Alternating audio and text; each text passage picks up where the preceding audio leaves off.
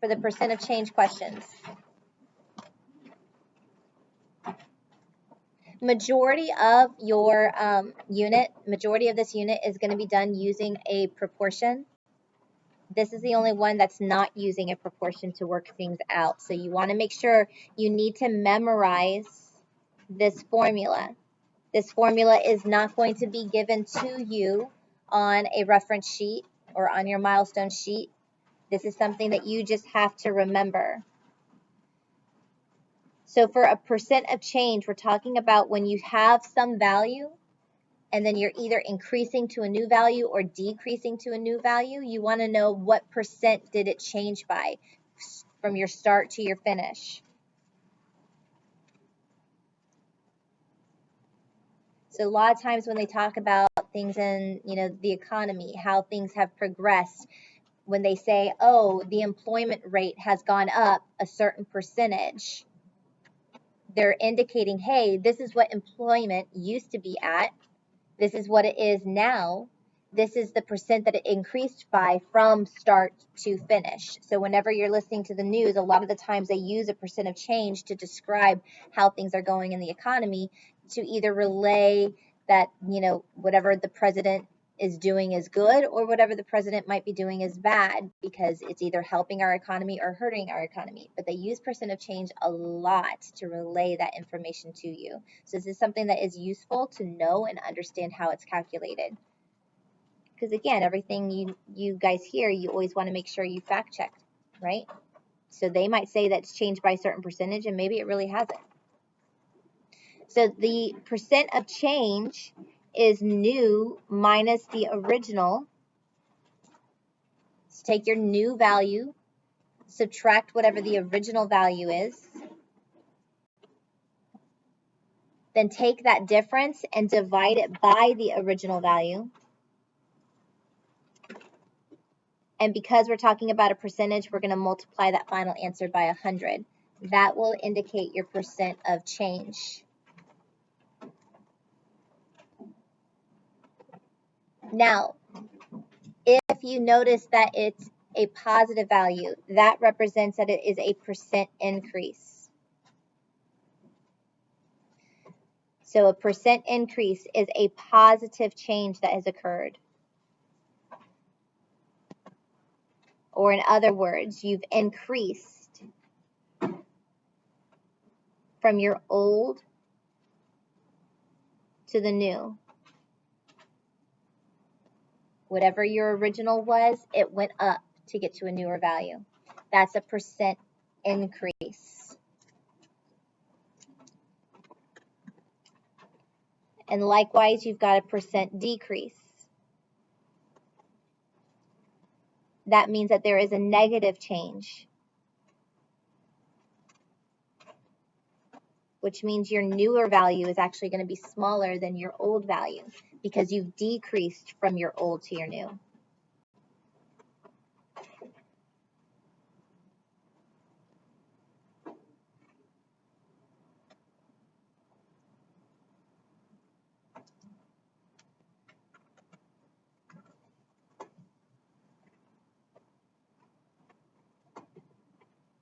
So a lot of these are just going to be word problems, real world situations that you're going to be focusing on. So in 1970, the average price for gas to fill up your car was $1.30 per gallon. Yeah, it's cheap. Some months it's more, some months it's less. It just all depends on supply and demand. In 2010, the average cost of your gas per gallon was $2.95. Still not that bad, but increased. So we want to know, what is the percent of change?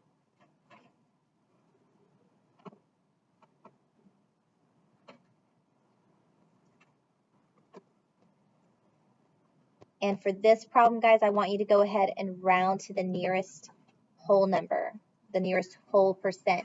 We're going to work on your rounding skills. So each of these problems I'm going to give to you is going to have a different rounded value that I want you to go to. So make sure you're reading closely.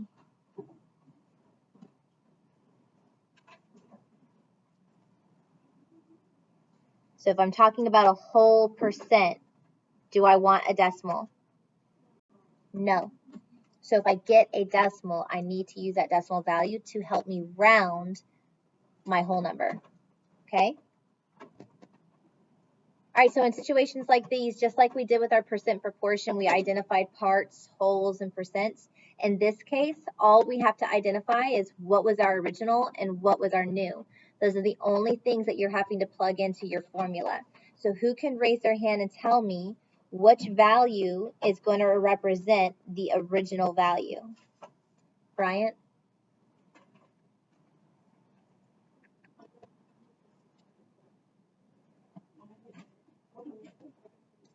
Very good. $1.30. That's representing the original value.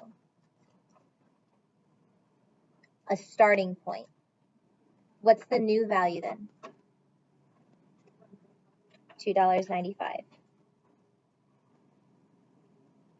So a lot of times people look at a problem like this and they're confused. Do I go with the money or do I go with the years? The years is just letting you know which one's the older and which one's the younger or the newer value. So you don't have to focus so much on the years. You're focusing on the information about that year. Okay? Once you know this, then you can go ahead and plug it into the formula. So remember the formula stated that you're going to take the new. So in this case, we're going to take that $2.95 and you're going to subtract the original. So you're going to subtract the $1.30.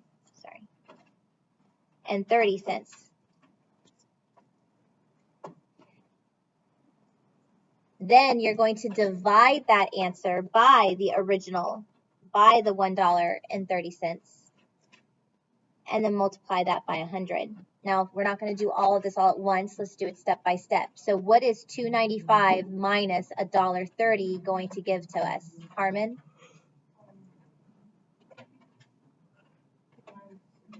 $1.65. Good. So now we have $1.65. We need to divide this by $1.30, which will give us a nice long decimal answer. And then we're going to multiply that by 100. And again, it's going to come out to a lengthy decimal answer. What decimal answer are we going to get? 126.923. It's important that we know exactly what it comes out to because now we take that answer and we use it to round to the nearest whole percent. So if I want a whole number, it's either going to stay at 126 or I'm going to round it up to 127. 127, how do we know, Jalen? Because what's behind the decimal? Yeah, that 9 is higher, right? 5 or above, you're going to go ahead and round it up. So that 9 is telling us we're going to have to round it up to the next whole number. So when they tell you to round to a whole number, you don't just go, okay, I'm going to ignore completely the decimal. You got to look at the decimal to tell you how to round it. So this is approximately 127%. And it's a positive, so that means that it was an increase in your change.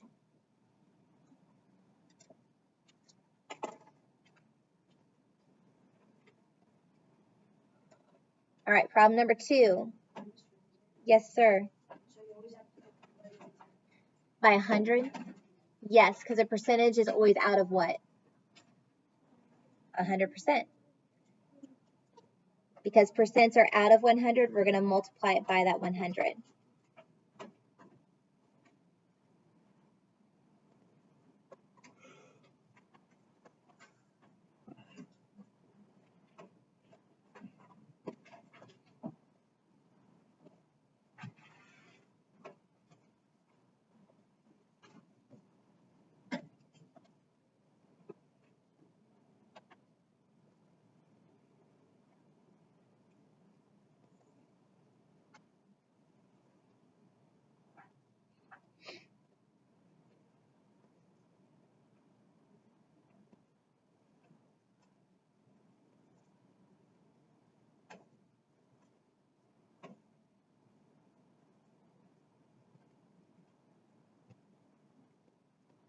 Okay, James bought a DVD player for $280. Now it's on sale for $220. I want to find the percent of change to the nearest tenth. Is it going to be a whole number? No. So am I going to have a decimal? Yes. How many numbers behind the decimal? 1. Nearest tenth means you're going to have one number behind the decimal that you round to. I want you guys to try this one on your own. Identify your original, identify your new, plug it into the formula, and solve it.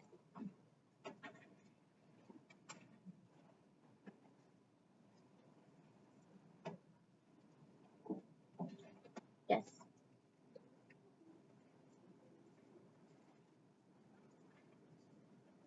Huh?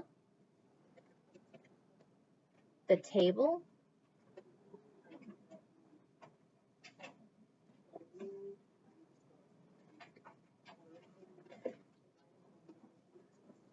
You just plug the whole thing in?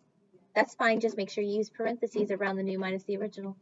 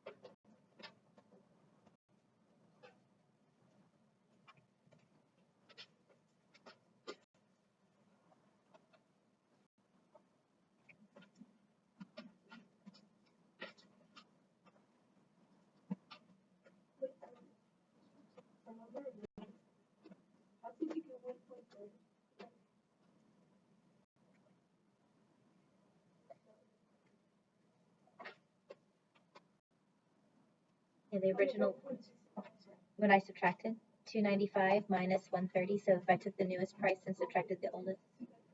Okay. Yeah. Yeah. You always subtract. No, not always the bigger number minus the smaller. It's always the newest minus the oldest. Sometimes it might be a negative value you get, which means that you had a decrease percent of change.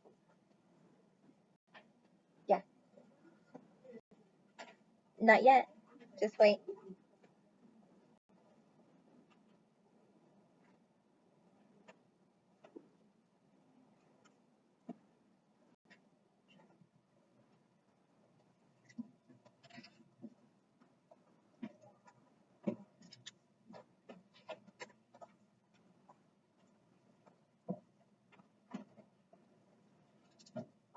All right, Kingston, what did you get?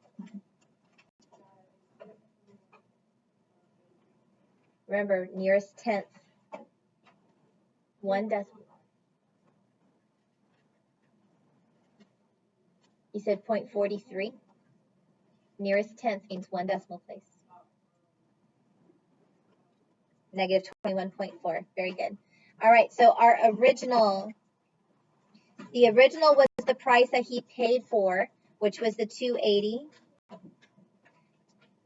Then it went on sale, so it's now at a new cost. It now only costs $220. That means that the price went down. The price decreased, which is why when you subtract 220 minus 280, you find that you get a negative value when you subtract it.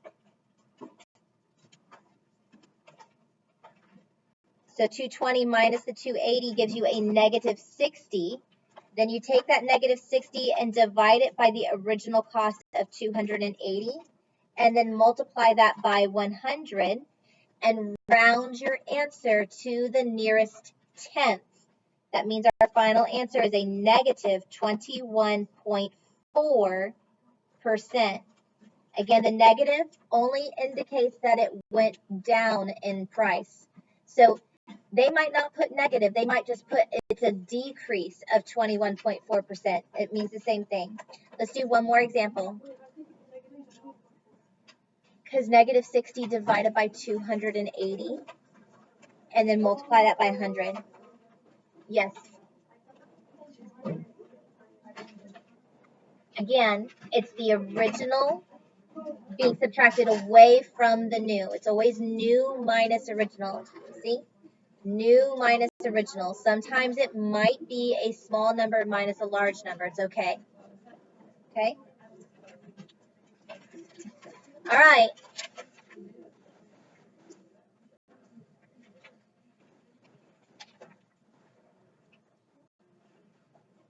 Page 7.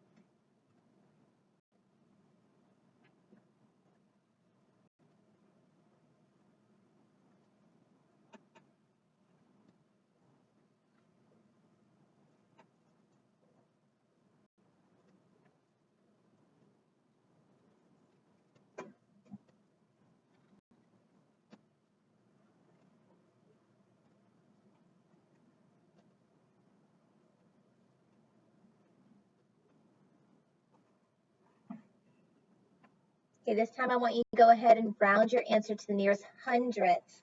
How many decimal places is hundredth? 2. That means you will have 2 numbers behind the decimal as your final answer.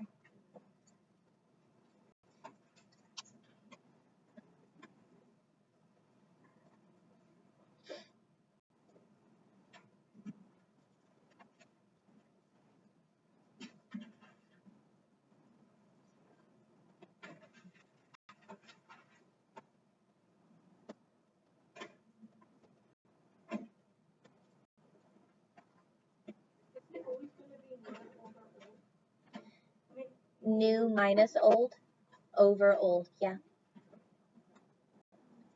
New minus old, then divide by old.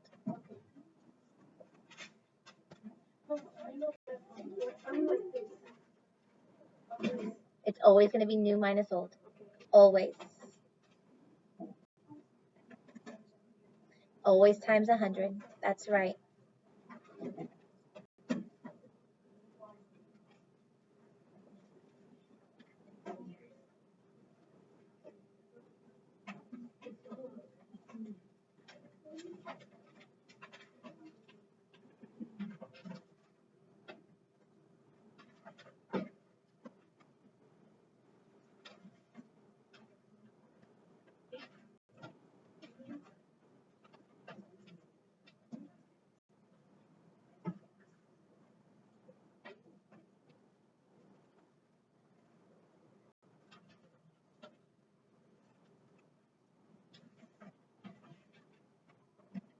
All right, who thinks they can tell me what the percent of change is?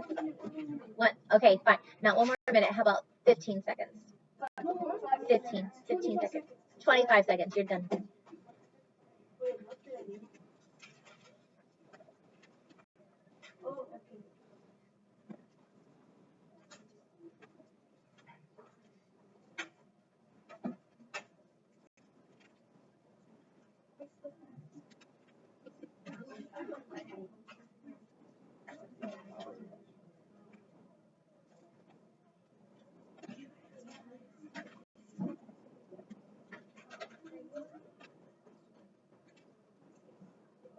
All right, Cynthia, what'd you get?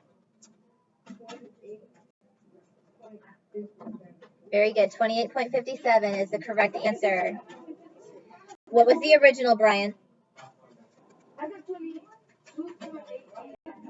No, not 22 point. What's the original? 28. Quiet, guys. Shh. There are still some people who don't know. What was the new? 36. So, Brian, what you're going to do is you're going to take the new 36 and subtract 28. What's 36 minus 28? 8. Then you're going to divide it by the 28. So I changed it to 28. You're good. You're fine. So you're going to take that 8, divide it by the 28, and then multiply by 100. So do 8 divided by 28 times 100, and you're going to get, you got to be careful about that. You get 28.57%. 28.57%. Tomorrow you will have practice that you will do. I don't want to give you homework tonight because I want you to have something in class. You're going to be doing a survey tomorrow, a student health survey in class, and then once that's done, you'll work on your assignment. Wait, what was the answer? 28.57.